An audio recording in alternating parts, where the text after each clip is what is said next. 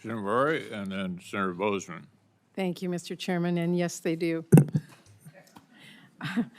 Now, before I get to my questions, I do just want to say that I really appreciate the sacrifice of our service members and military families, and I know everyone on this dais feels the way, especially in the Air Force. As you know, Washington is home to the Fairchild Air Force Base, so we thank everyone. Mr. Secretary, as I'm sure you are aware, as a former KC-135 navigator yourself, our Air Force currently does not have the refueling capacity it needs to sustain operations in important strategic theaters. Fairchild Air Force Base in my home state of Washington is home to one of the Air Force's largest air refueling wings, and its proximity to the Arctic and the Indo-Pacific makes it a very key strategic launching point. Now, the existing KC-46A contract only has a few years remaining. When does the Air Force plan to award the next tanker production contract?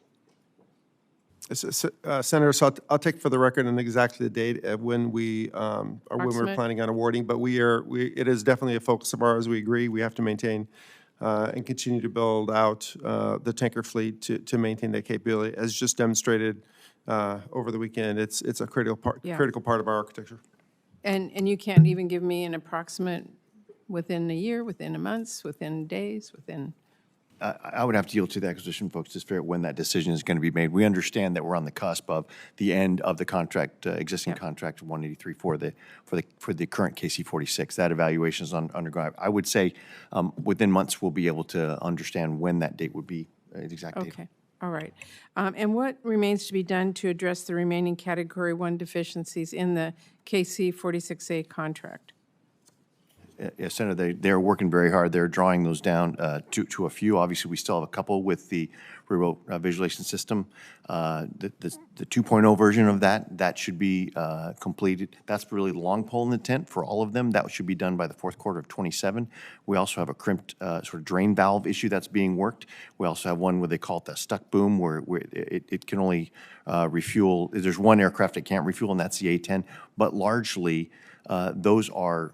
They keep it from being full capability, but they're just refueling just about everything, including several of the capabilities that happened last weekend. So it's still a capable aircraft. We just need to keep working. Okay, and if you could just stay in touch with my office as you get closer on those details. Let me switch topics, because over the past few years, policies to help recruit staff for child development centers on military bases have led to lower wait times, especially in the Air Force. In fact, in 2024, the Air Force wait list dropped below 3,000 children, done by we worked really hard to get it there, and that was the lowest since the Air Force began tracking it back in 2018.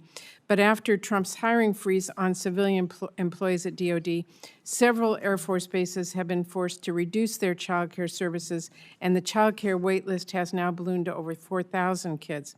That is really unacceptable to me. That would leave our military families and parents who are putting their lives on the line for our country really scrambling to find child care. And in many places, CDCs are the only real option for child care. So, Mr. Secretary, what is the Air Force doing to make up for the CDC staff shortages? We are very aware of the issue, Senator, and it is a priority for us to fix, and we are looking at that. Talked about it just yesterday with the team. I think there is a plan to start addressing the shortfall in staffing. I don't know, General Allvin, you have any more details on that? Thank you, Mr. Secretary. Senator, what I would add to that is your point is exactly right. When we work very hard and we got the critical caregivers at the level. During this initial deferred resignation program, we kept all the providers. They were not authorized to go, but some of the back staff, the support staff, was authorized to go. And so that, because of that, we had to close a couple classrooms here and there and reduce that. I believe that is going to be faster to rehire than it would be to get the care provider. So I think that's where. If you can stay in touch with my office on how you're progressing on that, what you're doing, I would appreciate it. And finally, I want to ask, because over the past few months, we've seen the Trump administration start to systematically dismantle DOD's ability to welcome all who wish to serve.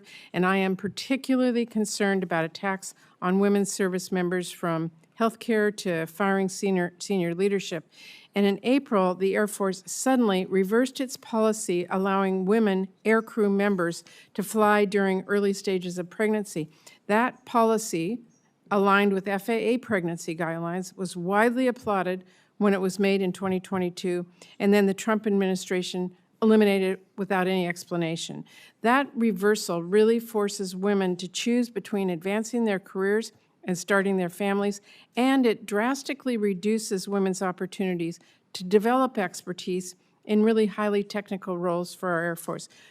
I want to ask, what data supported the Trump administration decision to prohibit women from flying in non-combat environments during early stages? Well, thank you, Senator. And that was an Air Force policy change, so that would be on us in the Air Force. And the difference is that even though you talk about the alignment with FAA, the change was to high-G, high-performance aircraft.